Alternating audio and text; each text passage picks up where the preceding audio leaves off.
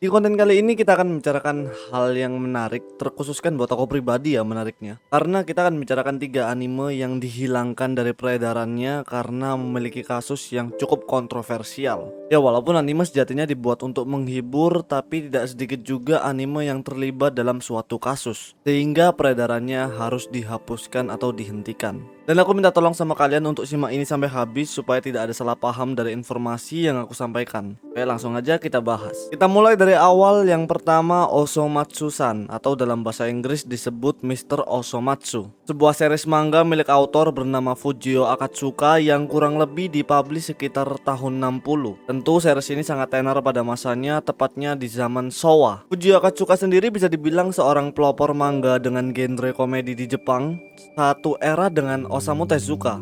Karena bakatnya dalam membuat manga komedi, dia dijuluki sebagai Gag Manga King. Tapi sayangnya Fujio ini meninggal di tahun 2008 dan meninggalkan sejuta kenangan bagi penikmat seriesnya di Jepang. Nah, di tahun 2015 ini, studio Pierrot dipimpin oleh sutradara bernama Yoichi Fujita berencana untuk mengadaptasi series manga milik Fujio yang bernama Osomatsu-san. Adaptasi ini dilakukan sebagai bentuk merayakan ulang tahun Fujio yang ke-80 tahun.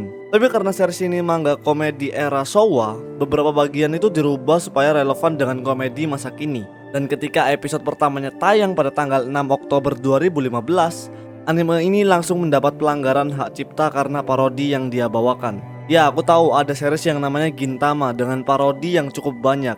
Tapi Gintama membungkusnya sebagai komedi. Berbeda dengan Osomatsu-san yang membungkus parodi ini sebagai bait dengan menghadirkan tokoh karakter dari series lain. Maka dari itu ini penayangan episode pertamanya langsung ditarik dan dihapus dan digantikan dengan episode 1 yang baru yang sudah direvisi. Walaupun jejak digitalnya masih ada, tapi tidak semuanya sih. Kalian coba tonton aja yang ini.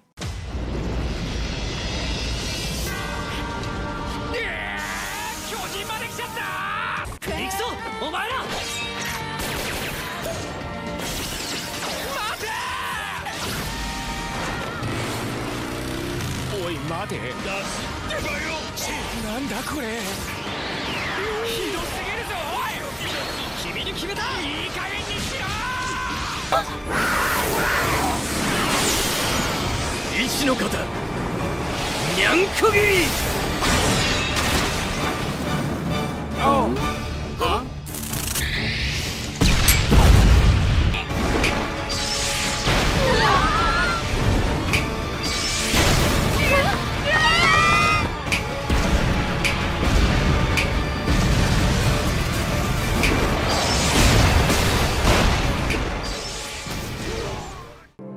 Sekarang yang kedua, Shoujo Tsubaki atau sering disebut sebagai Midori Camellia Girl. Mungkin beberapa sudah tahu karena anime ini sempat viral di beberapa media sosial, salah satunya TikTok. Tapi nggak apa-apa, walaupun viral udah banyak yang tahu, aku bakal bawain fakta-fakta yang mungkin aja belum kalian ketahui tentang series ini. Anime Shoujo Tsubaki sendiri digarap oleh studio bernama Mipei Eigeki Kiryukan dan ditayangkan pada tahun 1992. Dan anime ini masuk ke kategori jenis film dengan durasi 48 menit. Nah, anime ini secara visual cover terkesan biasa saja, tapi dalam ceritanya dipenuhi dengan adegan sadis kekejaman yang benar-benar tidak layak dikonsumsi oleh beberapa orang. Anime ini tuh memberikan hal-hal yang mengerikan dan visual-visual yang cukup mengganggu bagi kebanyakan orang. Sehingga anime ini membuat beberapa orang itu trauma sehingga menimbulkan kritik dari masyarakat. Yang kemudian tak lama anime ini di tahun 1994 dipublikasikan lagi tapi dengan beberapa sensor tentunya. Dan tetapi tak lama anime ini dilarang tayang untuk konsumsi umum di seluruh dunia termasuk Jepang. Walaupun kita tahu jika anime ini masih bisa ditonton di beberapa website, tapi tetap saja itu tidak keseluruhan karena beberapa informasi mengatakan jika bagian terburuk dalam anime ini sudah dihilangkan atau tidak pernah ditemukan lagi. Kalian pasti bertanya, kenapa gitu? Padahal Jepang ini punya genre gore yang sangat banyak. Tapi kenapa anime ini dianggap berbahaya? Karena Tsubaki Shoujo sendiri ini masuk sebagai manga Gekiga. Aku udah pernah jelasin di video sebelum-sebelumnya Gekiga itu apa. Jadi Gekiga kurang lebih sang kreator ini tidak memiliki batasan dalam meluapkan ide yang mereka miliki. Sehingga Gekiga di Jepang di tahun 60-70 bisa menceritakan hal-hal yang benar-benar kejam bahkan lebih kejam daripada realitanya. Itu alasan kenapa Gekiga di tahun 80 sampai 90-an kebanyakan ditinggalkan oleh beberapa masyarakat di Jepang karena yang disajikan yang kayak gini ini. Dan juga gaya art dari Shoujo Subaki ini bergaya dari Muzan-e. Jadi Muzan-e itu adalah potongan kayu Jepang yang bergambarkan sebuah gambaran kekerasan yang biasanya diambil dari cerita mitologi atau sejarah. Sehingga hal itu membuat perspektif orang Jepang itu beranggapan kalau art yang dimiliki oleh Shoujo Subaki ini sangat creepy.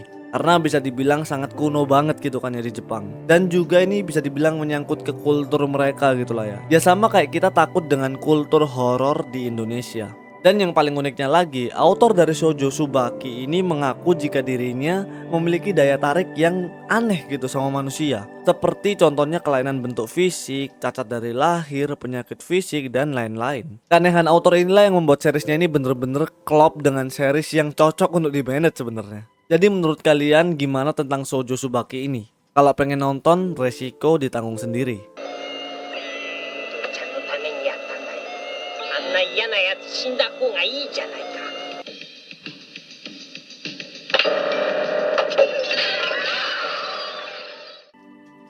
Oke, ini yang terakhir yaitu JoJo Bizarre Adventure. Ya, aku paham JoJo ini sangat terkenal, tapi tidak semua orang paham dengan kasus yang dimiliki JoJo Bizarre Adventure. Sebuah kasus yang sangat kontroversial sehingga mau tidak mau dihentikan peredarannya. Yang aku bahas kali ini bukan JoJo buatan studio David Production, tapi JoJo buatan dari studio EPPP. Ya mungkin orang-orang lebih familiar dengan istilah OVA JoJo Bizarre Adventure 1993. Yang kalau ditonton ini OVA-nya itu mengadaptasi JoJo dari part 3-nya. Aku jelasin secara simpel aja. Jadi JoJo yang digarap oleh EPPP ini mengambil dua OVA, yaitu tahun 90 sama tahun 2000. Dan juga satu movie yang sempat ditayangkan di Jepang pada tahun 2007. Jadi sebenarnya JoJo part 3 ini mau dibuat tersusun berurutan sama studio EPPP. Tapi karena bermacam-macam kontroversi, pihak Shueisha mau tidak mau membatalkan pengedaran JoJo Bizarre Adventure. Yang aku notice itu ada dua hal. Pertama, scene-nya si Dio membaca Al-Quran. Yang kedua, pertarungannya Kakyoin dan Dio digambarkan sebuah masjid hancur. Dua hal ini tentunya membuat beberapa penganut agama Islam keberatan sehingga pengedarannya ditarik dan beberapa gambaran manga milik Araki direvisi.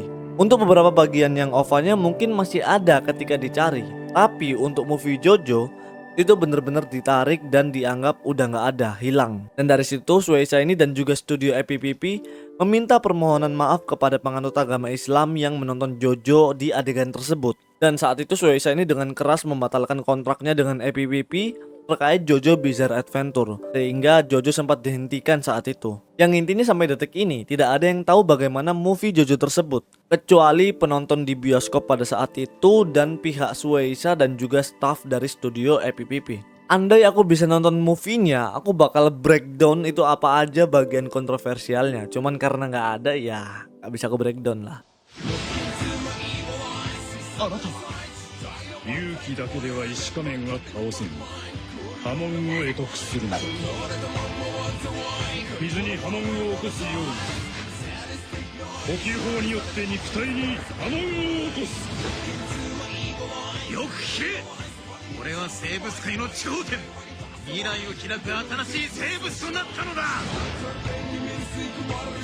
震えるぞハート、燃え尽きるほどヒート。ジョジョの奇妙な冒険、ファントムブラッド。 Nah, jadi dari 3 anime tersebut, mana yang buat kalian penasaran? Tulis opini kalian di kolom komentar. Tapi ingat nggak usah berdebat, karena kembali ke awal, kontenku bertujuan untuk having fun aja. Dan tidak semua hal di dunia ini tuh harus diperdebatkan. Semoga kalian terhibur dengan konten yang aku bawain kali ini. Terima kasih yang sudah menonton. See you next video.